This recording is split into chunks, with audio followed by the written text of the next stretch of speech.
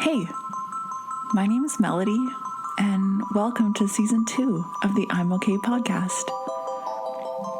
It's called I'm Okay because when people ask me how I'm doing, I don't really know how to answer. Because how do you encompass your whole life into one word? So sometimes I just say, okay. So that's kind of what this podcast is. It's trying to process what's going on in the world, which there's a lot of bullshit. And I also struggle with mental health. But I talk about all sorts of other things that come up in the week. And it's pretty cool that some other people actually enjoy listening to it. So thanks for being here. And let's get started.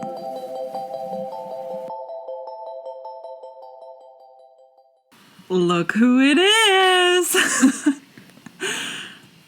Hello, everyone. I am back from a much-needed hiatus. So, social media has been very loud recently. And I have been spending time with people and attending to the ruins of my life.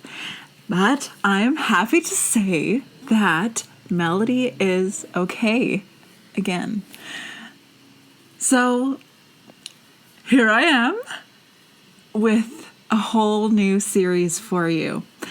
And it is based off of a quote by Hannah Gadsby. Something that she said in her comedy special called Nannette goes like this.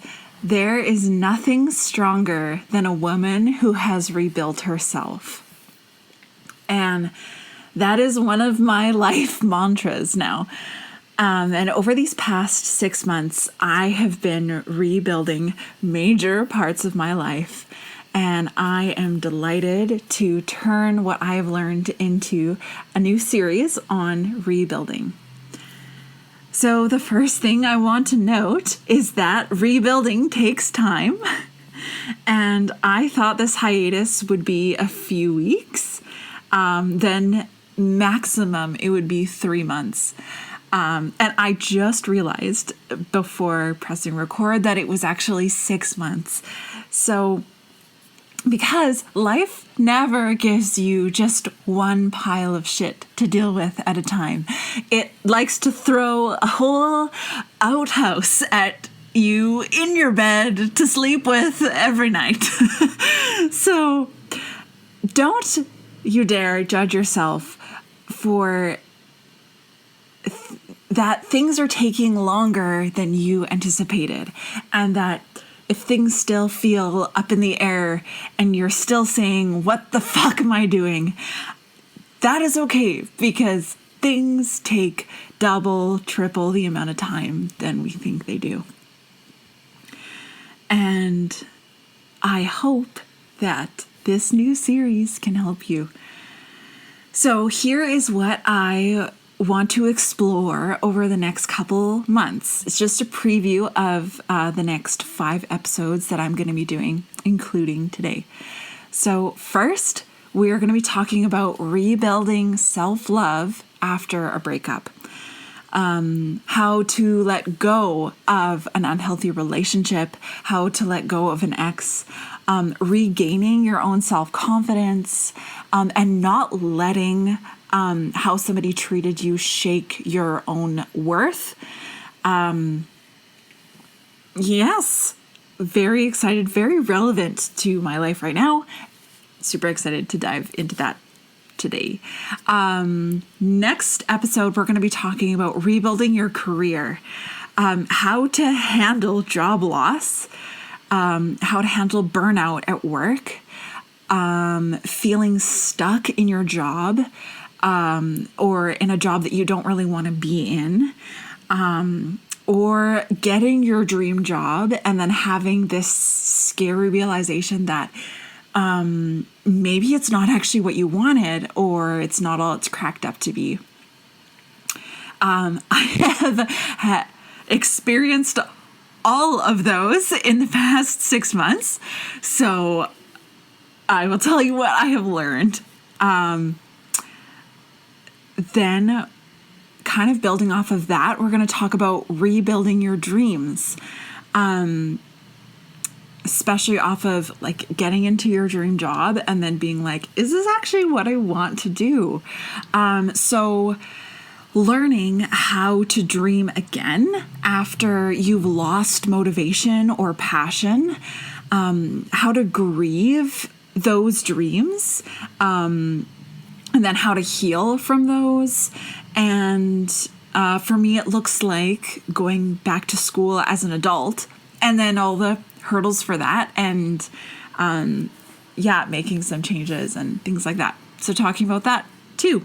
What does it look like to go back to school as an adult? Then rebuilding relationships with your family members. So my family is very religious and I am not. So at the beginning, this really broke us. But slowly, I have learned some coping techniques or strategies on how to rebuild a relationship with them. And likewise, they have learned some ways on how to rebuild a relationship with me. But there's still a long ways to go, but there has been big strides forward over these past 6 months. So I am excited to share some things I've learned in that area, because I'm sure every single listener here can use some tips with family issues. And then finally, just to end this series with something more light and fun, rebuilding home. So my favorite hobby is really all things art. I have 100 hobbies, but one of them is DIYing and interior design.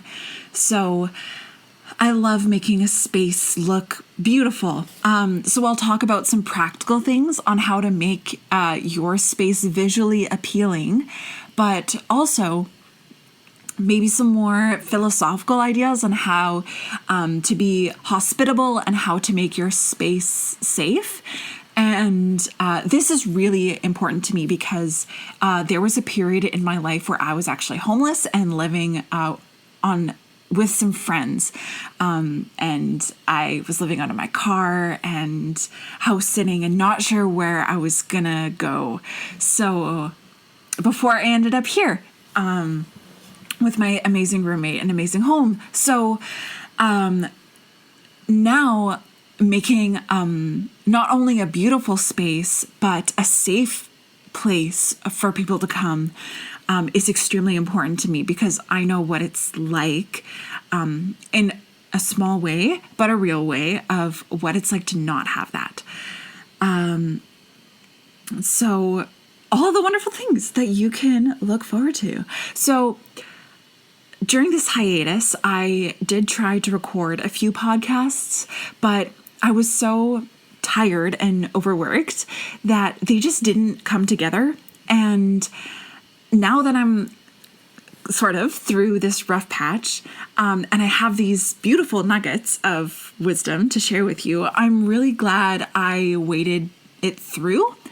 And I appreciate all of your patience and also your check-ins about the podcast, just messaging me like, Melody, where's the podcast?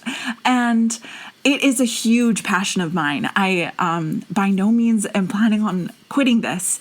And it is my commitment to you, my listeners, to bring you authentic wisdom in a fun way. But bringing authentic wisdom can't necessarily be put on a set schedule, but it will come. And when it comes, I hope that it is good. So if you can stick with me, that is what I am delivering. So let us begin with rebuilding self-love after a breakup. Now, who is this for? Obviously, my story comes out of a breakup, but have you felt like you weren't loved like you deserved? Or you're in a relationship, romantic, friendship, whatever, where you're not being pursued in the same way that you're pursuing somebody else. And these things are affecting how you see yourself. Maybe you're holding on to past hurts from a relationship, or you're just believing lies about yourself. So, all of the above, then this episode could still be relevant to you. So that is my pitch. So I'm gonna give you a very brief background about the relationship, so you kind of have some understanding again of where I'm coming from. And because every breakup is very different, every relationship is very different. So just so you know, so we're not measuring, so we have an accurate measuring stick, right? Someone who's been in a 2-month relationship versus a 5-year relationship, your breakup is going to look different, okay? And then we'll explore lies I told about myself, and then, the alternative, getting out of that. And that takes up the bulk of this episode. And then at the end, we'll wrap up with rebuilding self-love. So, some quick but necessary background. So I was in a relationship with somebody where we were planning on getting married, where we had a date set, and we had 2 venues picked out. I had a caterer. I had picked out a ring. And while we were in counseling, to, you do that before you get married, we found out that he was on the fence about getting married. This is why you do counseling. So we proceeded to kind of, for, about 6 months to work on this, about him being on the fence about this. But after 6 months of trying to work things out with someone who wasn't all in, it just took a really big toll on me. And so I decided to end it. And in the end, he said he couldn't be sure that he could sacrifice his dreams for mine, or even for my well-being. And I was doing kind of all the legwork and sacrificing everything for him. But if I ever asked, I was like, this needs to be equal. Like, I need to make sure that you're able to do the same for me. And he wasn't. So after we broke up, a few months later, he started dating somebody else. Even though, he promised to do everything he could to get back together with me. Stupid shit you say when you break up with someone. And now he's engaged to her. So let's explore some lies I told about myself over and over.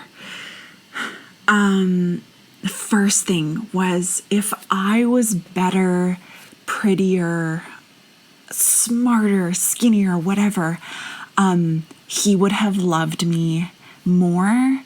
He would have invested in my dreams. He would still be with me.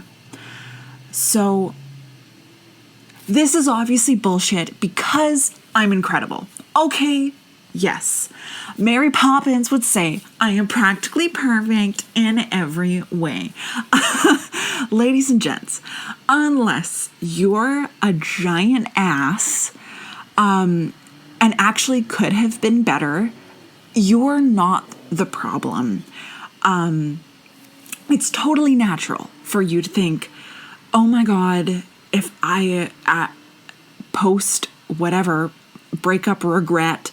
I could have done more to save this relationship. I'm sure you did absolutely everything you could. And it's not you, okay? And you're incredible, okay? And people can just get comfortable with what they have when they're in a relationship, and they can start to take you for granted. And they start to forget to recognize how incredible you are. And sometimes you can start to forget how incredible you are. So you need to take a moment to think about what you love about yourself on the inside and the out. This is one of my favorite questions to ask people is, what's your favorite part about yourself on the outside? And I just love, people often have a hard time answering that question. But I love watching people brag about what they love about themselves physically. It's really beautiful. So at the end of this podcast, you'll listen to me write a love letter to myself, demonstrating this very practice that you are not the problem. It's not if you could have been prettier or better or smarter. Throughout this relationship, I am confident that I conducted myself very well, beautifully, with great maturity and wisdom. The problem was not me. I gave 110% of myself. Yeah, and I can be confident in that. But yeah, when you're like slipping back into, oh my God, like I could have done more, recognize, no, it wasn't you. I'm sorry that sometimes you're with somebody who makes you feel that way and doesn't recognize your value and worth. That's when we need to get out. So, second lie. If I would have waited longer, he would have loved me. So, put your hand up if you have procrastinated hard things. Everybody. Okay. Let me tell you something, ladies, that I went out for dinner with some new people, and seriously, after maybe 5 minutes or 10, we all said to each other, okay, I really like you. Like, I get along with this girl. It takes no time at all for you to figure out if you like somebody or not. If after 1.5 years, your partner still doesn't know that they love you, honey, drawing it out any longer isn't going to make them see that, okay? You can just tell from basically the moment you meet somebody new, by the way they carry themselves, the way they talk, you go, yeah, I can like you. Or you get a bad vibe. You go, not really. I also had that with meeting some other new people recently. Go, oh, okay, yeah, we won't be best friends. So now I'm not saying that the person that you're with, you both need to be on the same page about marriage or at the same time. But I am saying that the person you're with, if they aren't committed to being in a relationship with you after a long time, after a while, honey, you need to move on, because commitment is a choice. And that person doesn't seem to be choosing you. And if you're choosing them, like, kind of give yourself a window, but really, you can tell pretty quick if you're gonna choose somebody or not. And it's really hard when you have fallen for this person and you have chosen them and you're waiting on them to choose you, but you kind of know. And if they're not doing it now, they're probably not going to do it in a couple weeks, a couple months, a year. So just, you deserve better. So yeah, do yourself a favor. And waiting around for Mr. Flake to grow a pair isn't going to do you any good. So this honestly was the biggest revelation of all of this in self-love and getting over everything, that we all deserve to be with someone that is choosing you and committed to your well-being and advancing your dreams to the best of their ability, even when it means sacrificing things on their part. It's a partnership. So my relationship was really one-sided. I gave everything to this guy, but whenever I asserted myself and asked that he would do the same for me, he couldn't. And that is not a partnership. That is one-sided. So with great difficulty, I ended it.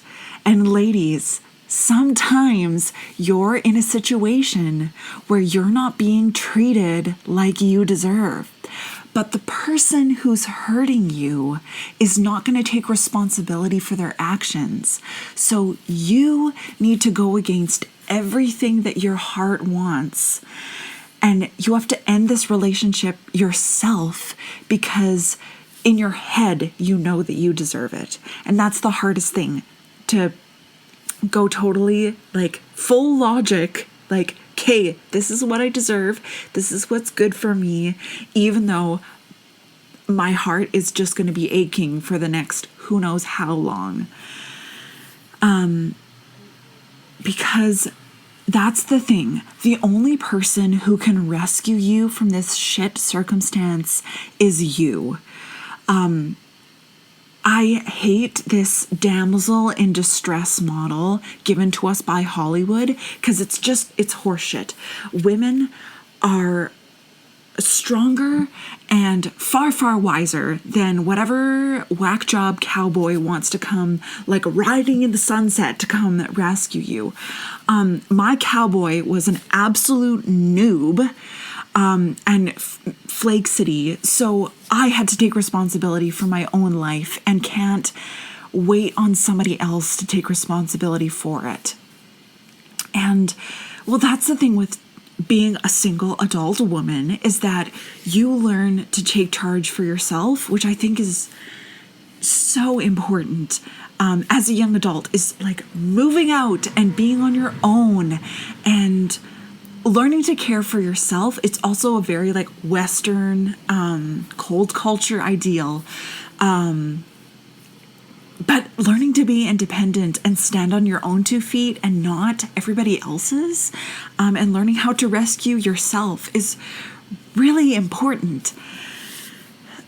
So ending that relationship was the hardest thing I have ever done in my life, but it was also a very good thing.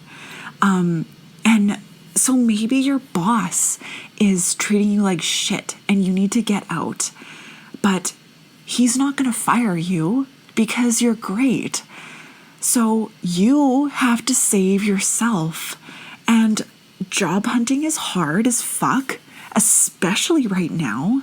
And you have to learn new things. You're not sure about the wage. You're not sure about the coworkers. But remember, you deserve better. And no one else is going to save you. No one else is going to put in that 2 weeks than you. And maybe a friendship you're having is really one-sided. You're putting in all the effort. And remember, you deserve better. It's time to have a frank conversation with that person about where is this relationship headed if things don't start being a two-way street. Or maybe it doesn't even merit a conversation and you just go, you know what, I'm not even getting anything out of all the output I'm putting in this relationship so you can give yourself permission to just stop outputting so much. Because you deserve better. Another lie that I told myself. Pains me to say, but I think a lot of us have said that, is that he's the only person who will ever love me. And I will be single forever. First off, this episode is about self-love for a reason, because you have to love yourself first. And when you're in love with yourself, I laugh at all the single people who are not interested in me, because it is their damn problem. It is not my problem, because I genuinely love myself, and I don't know why people are not interested in me, but it ain't anything wrong with me, because I am fantastic. So if you can't see that, I am not the optometrist here to fix your blindness. I'm just going to keep being me. Amazing. But honestly, ladies, take your singleness as a compliment, because men are absolute cowards. And as a woman who has rebuilt herself and knows what she wants, I am terrifying, which is great. And you do not deserve a coward. If you're strong as hell, which I believe you are, then you better have someone that isn't intimidated by that. In fact, you need someone that encourages you to keep getting stronger. Second, you won't be single forever. Right now, the playing field is dominated by boys who are looking for girls that they can rule over.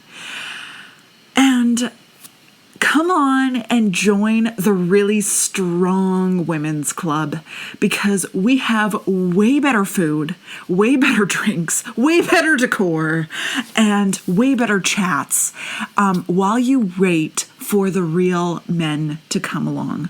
Also, what the hell is wrong with being single forever? Anyway, that's a whole other episode. We can talk about that. Now, this is all very hetero talk. And I am queer, so yes, I can play the boy game, but I also play in the women's league. But I live in a small Christian town, and let's just say that they have pretty much discontinued women's sports. So I don't even have much to say about that, other than the field is empty, which is why most of this has been very hetero.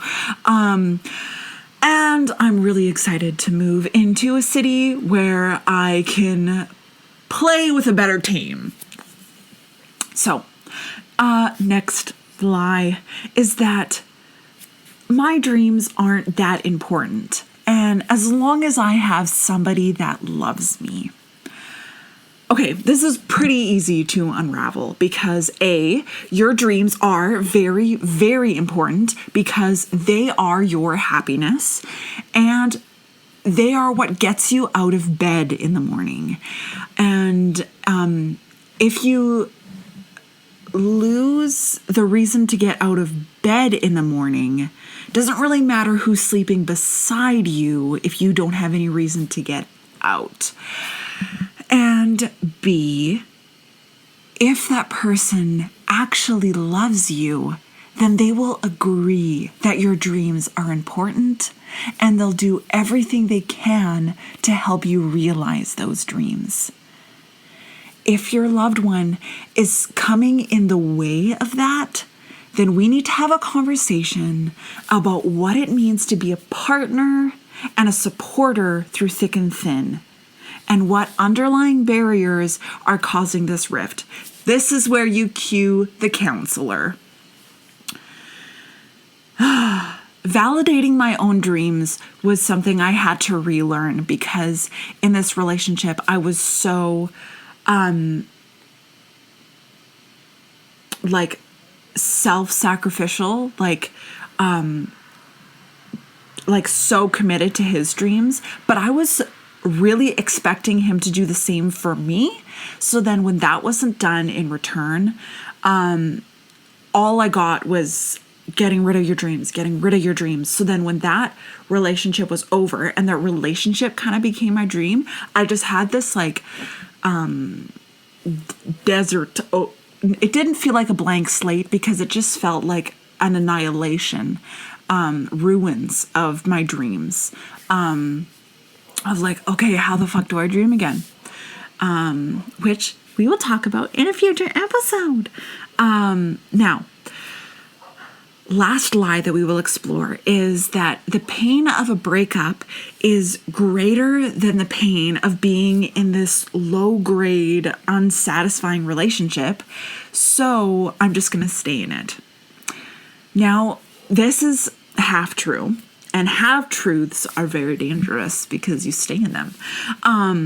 Now, the pain of a breakup is greater than the pain of being in a low-grade, unsatisfying relationship.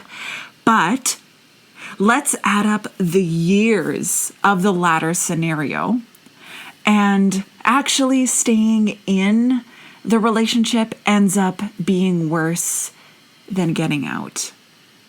Because you're not only watching your relationship slowly degrade over time, but you're also watching yourself slowly degrade over time. That's the thing, was those last 6 months, like, I was losing my dreams, I was losing my relationship, I was losing my mental health, like, I was just irritable, I was just losing everything, but I was still in this. So I had my loved one in front of me, but he was also distancing, and it was just, I had him, but I also didn't, and it was crumbling. It was terrible. So just watching everything degrade. A clean break, though, was the greatest pain I've ever been through. And I would never, ever wish it upon anybody. What I really hope to abolish is women being in relationships with men who don't pursue them, who don't invest in them, and who don't advocate for equality, from last names to housing chores. But those things, like, they don't advocate for your dreams, they don't invest, they don't pursue you in those little things. That's what I really want to abolish. So after all of those things, all of those lies, that painful breakup, how did I rebuild self-love? So I have said the words, "you deserve better," many times in this podcast for a reason, because reclaiming self-love, looks like letting go of that ex, and repeating "you deserve better" helps you let go of that. Because so I had to process the neglect of my own well-being and dreams that I experienced. For, like, I did it to myself, and also my partner did it, and then saying, that is not going to be my story anymore, because I deserve better. It's really easy for us to say, you deserve better. Like, you deserve to have your dreams, and you deserve to have your dreams, and you deserve to have a great relationship. But for me to say, hey, I deserve to have my dreams, and I deserve for you to pursue me, and I deserve for you to actually love me. Say it over and over, and decide, like, it's so fucking cheesy, but you are writing your story. Like, you're in charge of your life. You get to determine what your story says. So if in the plot of this, you're with a really unhealthy person, you're allowed to change that. So rebuilding self-love means ceasing to blame yourself for a relationship not working out. Instead, you need to be proud for enduring such crazy hardships. Look back and see everything that you've learned. So I was really mad at my ex for moving on so quickly. And I figured somehow if I was a more memorable girlfriend, then he would have had a harder time moving on. This is, again, another lie because I am unforgettable. Again, it's not my problem. It's not because I was forgettable. It's not because I could have been better. But instead, I decided to look back on everything that I have learned in this time, where I could have done the same, like I could have gone into a different relationship, but I needed a lot longer to heal. And I have grown into a completely different woman. I have totally rebuilt myself and I feel unrecognizable. The woman that I was 2 years ago, I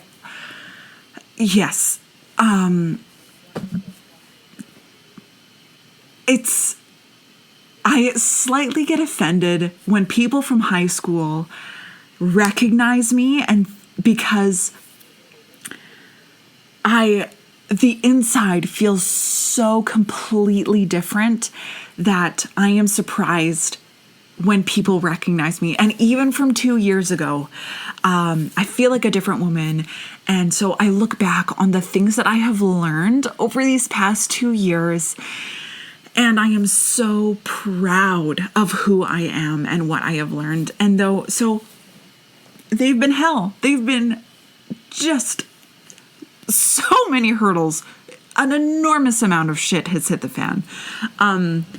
85 fans worth. But God, I'm proud of myself and I love who I have become. And I am proud of myself, like how I've conducted throughout these 2 years. So I'll take that. And I think about this with anything. So you see one person who seems like they got it really easy, and but their comforts, their materials, their relationships, those can all be taken away in a second. But think about what you have learned through the fire, and those are the things that the people in privilege have missed out on. People who have gone through fire learn real shit. That when you're coddled in privilege, you don't learn as much. And that's the thing with education, is that no one can ever take those lessons away from you. And they're yours forever. And I am forever on a quest to answer the question, why do good people go through so much suffering? And all these shit people have such easy, privileged lives. But I feel like I've actually, this is again one stride forward in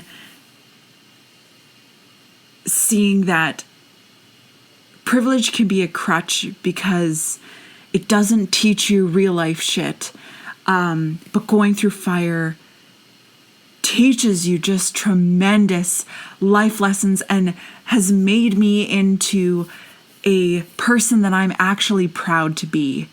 And the hell doesn't last forever. And it's gonna happen again. I'm kind of holding my breath, waiting for the next tragedy to just hit me. But while I am catching my breath and looking back, I'm saying, holy shit. Like, I sure as hell learned a lot. And I don't think I would have wanted it all that easy and just to have had everything work out as I wanted it. Because there's a whole lot of growing I did, and there's a whole lot of toxic theology and ideas that I'm really glad I left. So a new mantra has arisen out of all of this, and it goes like this. I'd rather live through fire than have a fairy tale. Because fairy tales make pale princesses, but fires breed warriors. So I rebuilt self-love by letting go of the things that held me back from my dreams. And I leaned into who I always knew myself to be. And I'll tell you about her in a poem I wrote as if I was someone else writing a love letter about myself. It was really empowering, and that is how I'm going to leave you today. Enjoy.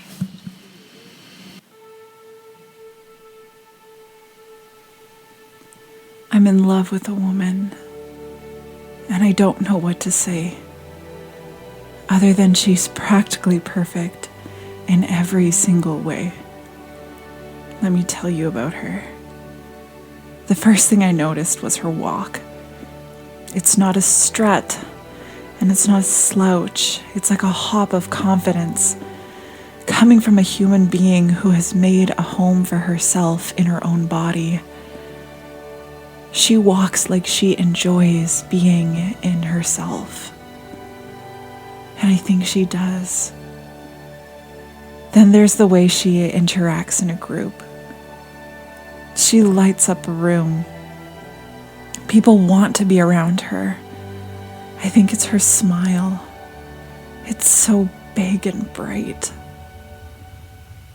But it's also her insane stories that make you laugh until your side hurts. She talks about things other girls don't. She really doesn't give a shit. She belongs to herself, nobody else. And somehow that is the most beautiful thing I've ever seen. But it's not just her humor that draws you in. It's her listening ear and attention to your feelings. She looks you in the eye. She isn't afraid of going to deep places. She's so bold and confident to go where others are too afraid. But she makes you feel safe so that you can go there together. She makes you a better person, but she doesn't make you feel like you need to be a better person. What the fuck? How does she do it? But that's the thing, she doesn't really try. She just is. I've never met such a genuinely good person who's also crazy and badass, but soft and kind and beautiful. She's just fucking gorgeous. She's tall, which is so goddamn sexy.